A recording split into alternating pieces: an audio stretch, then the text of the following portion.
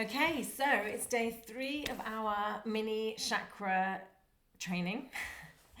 And yeah, today, because I'm flying back from Italy, this is a recording, it's not live.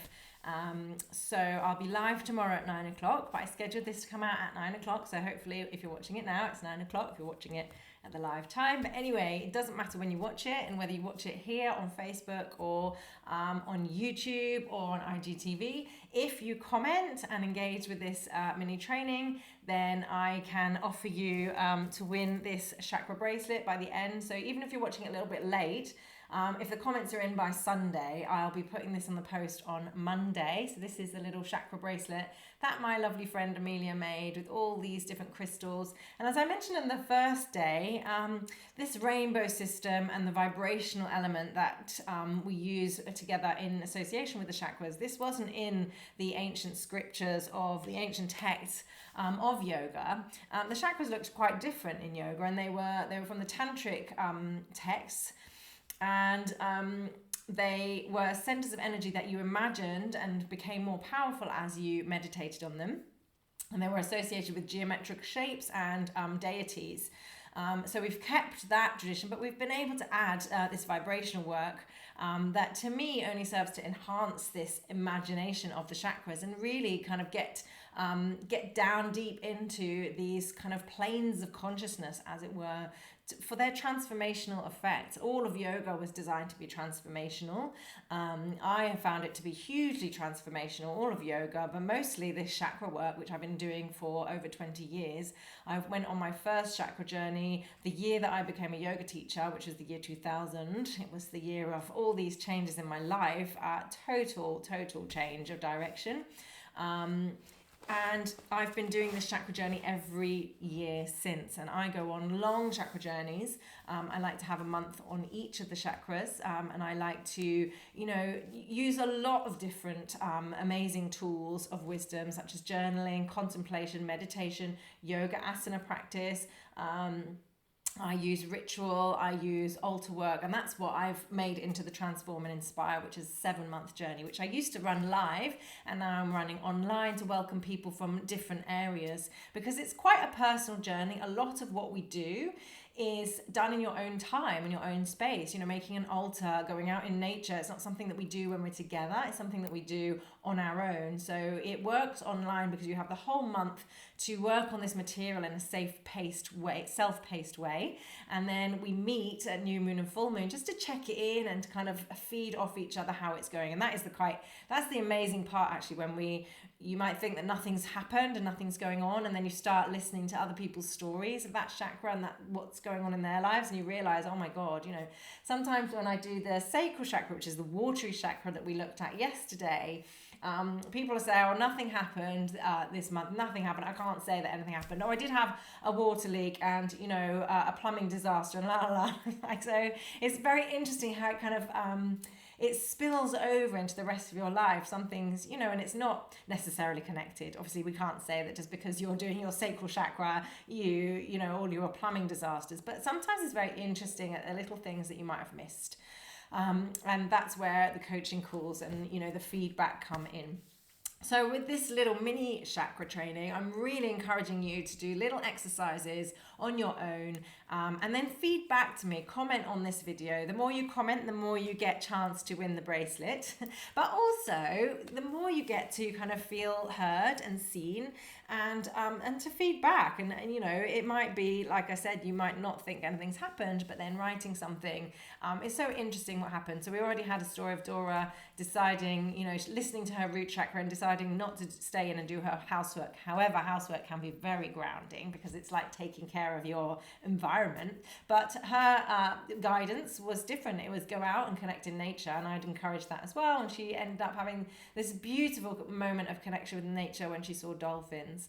And yesterday I told you to kind of think about cycles of your emotion cycles. Maybe if you have a menstrual cycle, or if you follow the moon, or thinking about your patterns of behavior, spring, summer, autumn, winter, and how this can really help. This can help balance your emotions, because you realize sometimes you think you're spiraling out of control, but you're just spiraling to one side for a moment.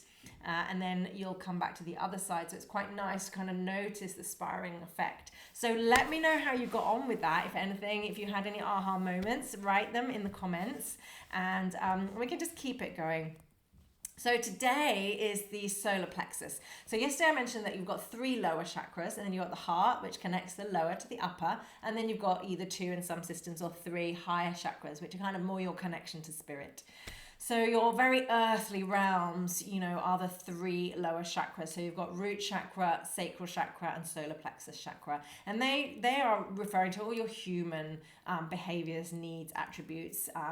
You need them balanced before you can move up. So we have this thing in yoga called spiritual bypassing, where people are just ignoring their human earthly element and just kind of pretending it's not there. Often if you do that, you end up projecting your own crap onto other people, and really insisting on very difficult demands that your followers make, like being completely celibate and behaving very morally, and then a few decades later, we realized that every single lineage in yoga now has abuse linked to it. So we have to be very careful that we're not spiritually bypassing and just keeping everything like positive and spiritual. You need to be living, as I said, it's really nice to try and live in the heart, because then you can balance that kind of earthy, more human nature with your kind of divine sort of spiritual nature. And that's what we're looking for. We can't kind of live up here in the world. I mean, maybe if you went and lived in a cave, so don't let me stop you doing that. But if you're living in the world, you're kind of trying to be, as a human being, I see that we are, as human beings, the connection between earth and spirit. Like, that is our nature. That is really the nature of Shushumna Nadi, the main energy channel, where we're channeling earth energy and we're moving up. We're also moving spirit down through us. So we become this kind of balance between earth and spirit. So, it just makes even more sense to me that the center of that balance is the heart. And if we can live from the heart, we can accept all the earthy, the less desirable qualities of ourselves, as well as, the beautiful kind of really serene, out there aspects of ourselves. So that's where we're going to head for, is the heart. But we go up first, and then, hopefully come back to balance in the heart. So solar plexus is the fire center. So we had the earth, which was root, our connection to earth, and really holding our support on the earth. And then we had, after that, being very insular, because you have to kind of state your case and fight for your survival needs, take up space. And often it's like I say to people, if you want to change, if you want to move in a new direction, sometimes what we see as grounding is not actually grounding where you are. Sometimes I take the analogy of, you want to repot a plant so that it can have more room and grow more. But to get it in the new plant pot, you have to actually, it's quite traumatic. Often root chakra comes with the most dramatic kind of effect. So you have to take it out of its pot. You have to kind of disrupt the roots and take all the old soil out, and kind of, expose its roots, which can be, for us, humiliating sometimes. And then you put it in a new plant where it's all new soil, new area, too big, but then long term it can actually grow more, it can grow bigger. So sometimes this rerouting, this repotting of ourselves is, it's quite a big undertaking. We always think we'll do grounding so that we can make peace with where we are right now. But if you're not in the right place, then it's not going to work. So you're going to get repotted. And, it might come with a big shake up in your life, new job, new house, all these things that get you in the right place, but they're not necessarily straightforward. But then you water your new plant, you add your water. We moved up to the center, the sacral chakra, where, we're then finding our balance. We're meeting ourselves in relation to other people. We're seeing all the different aspects of ourselves, which makes it rocky. We're seeing our cycles of emotions. And this creates desire and creativity. This is our center for creativity. So we start creating things and we start being creative. We start welcoming all our ideas. We start accepting everything, rejecting nothing, and just bringing it all in.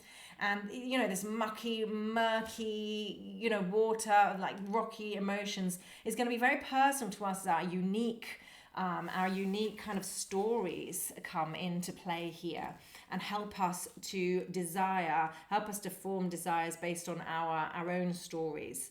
So this leads us to this desire to create something in our lives. What do you want to bring forth in your world? What do you want to create? What is it that is inside you that is wanting to come out, which comes from your stories, your muck, your gold, your stuff that's happened to you. So then from this desire for creating a new thing, you've got your pot set up, you've got this kind of room to grow, you've watered your pot, you've seen everything, you've rejected nothing, you've kind of balanced your rocky emotions instead of kind of resisting the ones that don't work for you. You've brought everything in, and this has given you a tremendous amount of energy to kind of create and the desire to bring forth that which is in you. So what is it that rocks your boat? What is it that leads you to feel strongly? And at this point, we move the energy up to the plane of consciousness that is solar plexus. And solar plexus is the fire. It is rage. It is radiance, because inevitably what has moved you to create something new in your life comes from a real strong sense of passion or rage or anger, that this is not right. I need to do something better. This is not just. This is not fair. This needs to change. So this creates this tremendous fire, which then sparks your activity in the world. So this is where solar plexus is. And often we want to keep it nice and damp. We want to dampen it down. We don't want to be angry, or we've been told that anger's wrong. We've been told that passion's wrong. Or it's very traumatic. We have to, actually welcoming in all that nasty stuff about ourselves, we may not be ready to do, and that's fine. No one is going to be forcing us to do that. But often what we're pushing down, the sense of rage is also a sense of radiance, a sense of freeing, a sense of actually going through that anger, through that rage, realizing that there is a jewel there, a gift, this kind of power, a tremendous force. Obviously fire is, amazingly powerful, but it can be dangerous. It can be fiery. We might not want to. I think also as women, sometimes we feel that it's not becoming to be angry, or be seen to be angry, be seen to be aggressive, but sometimes, just being assertive, being powerful, being a bit bolshy it's absolutely fine. It's actually like getting your needs met. And, just because it's not a feminine quality, we might shy away from it in a way that possibly men don't, I don't know.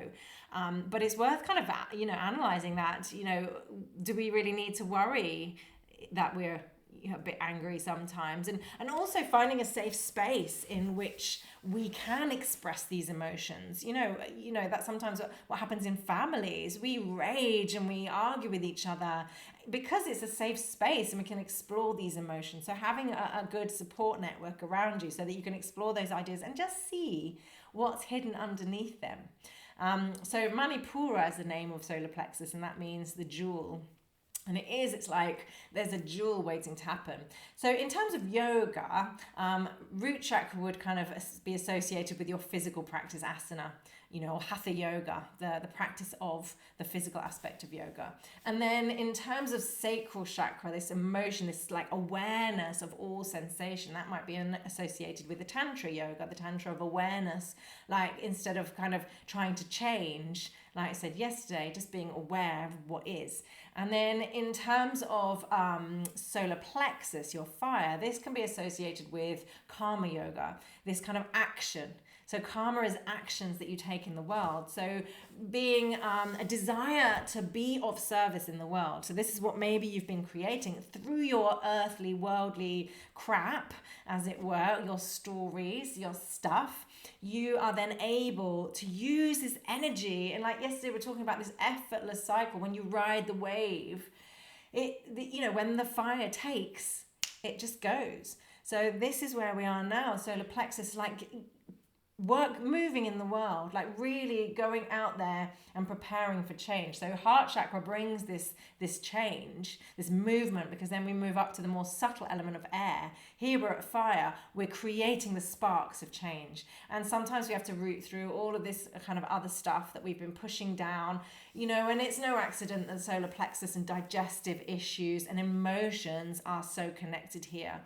We hold a lot of emotions in our tummy. People with a lot of emotional disturbances often have digestive disturbances as well. Digesting our emotions is just as important as digesting our foods. So it can be an opportunity to kind of work on that area and just work on kind of unexpressed emotions as well, to help them be expressed and digested. Often when they're expressed, we're frightened of expressing them, but just in the action of expressing them, they're kind of dissolved a little and the power is taken away from them. And I think we're frightened of that sometimes, so that might be the case. So what you can do, and this also, I digress, this also creates an opportunity for creating a huge amount of energy, this abundance. So all this energy that you spend like pushing down, not going there, actually creates this abundance, this kind of riding the wave, this natural fluid energy and power in the world. So solar plexus exercises, you could, and I recommend you do this because it's so much fun, make a little fire somewhere safe, not out in the forest in the summer, but have a metal bin, or maybe you've got a fire pit in your garden. And just write some things down that you feel you might be you might be ready to let go of. So maybe you feel quite angry at someone who's wronged you, and you want, it's one of those, you could write a letter that you're never going to send, but you can write it, and you can be as angry and you can be as expressive as you want, and you write it, and instead of sending it, which, there's arguments for both of these, like send it and just let it go. But also you could just let it go out away from you in a different way, in kind of, the fire. So you could burn that. You could burn things that are holding you back. You can burn things that you're ready to let go of. And you can also, you can just contemplate, meditate on fire and its power, and how, a little bit is needed, a lot is out of control. So how is your fire element at the moment? How are you? And when there's a lot of fire in you, what is going on? When you are in your out of control moments, you can imagine, maybe you don't have any out of control moments. I've got many that I can contemplate. What is going on, and what is it actually hiding? So I recommend you do something like that, and go out and play with fire in a safe and supportive environment. So yeah, we'll be doing a lot more of this. Next week we start our 7-month journey. It starts on Tuesday with the new moon. There are still a few spaces left if you want to join us, and if you don't have the funds available but you want to join us, let me know. Just private message me, email me. We can come, to a thing where you can pay monthly, or, we can discuss a payment plan for you. It starts next Tuesday. And if you book this week, you get the free chakra cards, which are these beautiful meditation tools, which you can use as, in Tantra texts, you use these as like Tratak, concentration tool, where you stare at these geometric representations of the chakras. So each of them has a certain amount of petals. The petals relate to the amount of main nadis, or rivers of energy, that are meeting at that junction box. So for example, the root chakra has 4 main rivers of energy. It has 4 petals, and so forth. Each of them has a different amount of petals relating, and they have different symbols. So we have an upside down triangle. This is the sacral, the solar plexus chakra that we've been talking about today. Fiery and kind of, but still downward facing triangle. So it's still connected to the earth. We're not moving it up. So fire still needs an earth. It still is grounded in this human stuff, but it's about kind of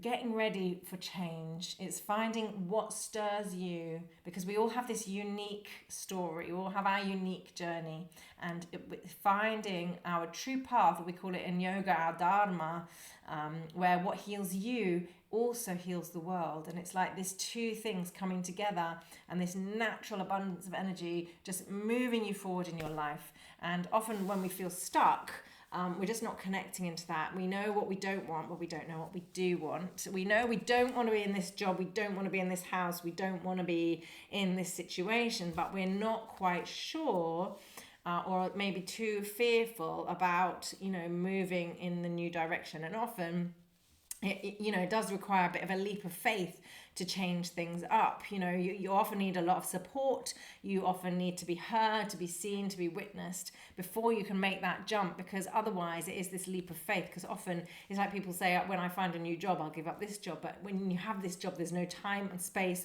creativity available to find the new one. Sometimes you're lucky, but often you need a supportive environment. So that's what we offer you in Transform and Inspire, a 7-month journey starting on Tuesday. And yes, free chakra cards if you enroll this week. And I really look forward to welcoming people on Tuesday on our coaching call. It's going to be a really amazing ride. It was an amazing ride last year. And last year was really particular because we obviously had the whole of the COVID saga. No one knew was happening. When we started in September, it was all fun and joy, and we're going back to life. And then, we spent these 7 months kind of working on new stuff. So it was a really, really valuable experience being able to check in and have a community support there for those months too. So I will leave you with that. Do some fire homework overnight. Let me know if you want more specifics, because I'm aware that today I haven't been very specific in giving you an exercise to do. Often just bringing this stuff to mind creates these kind of avenues for you. So maybe even journal what this stuff means to you. What does it mean, the lower 3 chakras? What does it mean, my relationship to earth, water, fire? What does it mean, my action in the world? What does it mean, like my dharma? So start like free writing. Maybe something will come. Burn stuff you're ready to let go of. Really have a good contemplation. This might come as well from yesterday's work of the dark moon. What am I ready to let go of? Maybe write it down.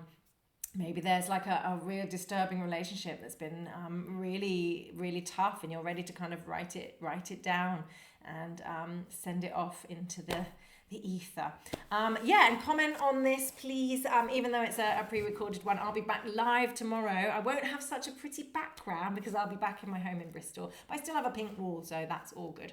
I'll see you in the morning, and leave me comments, and thank you so much. Bye.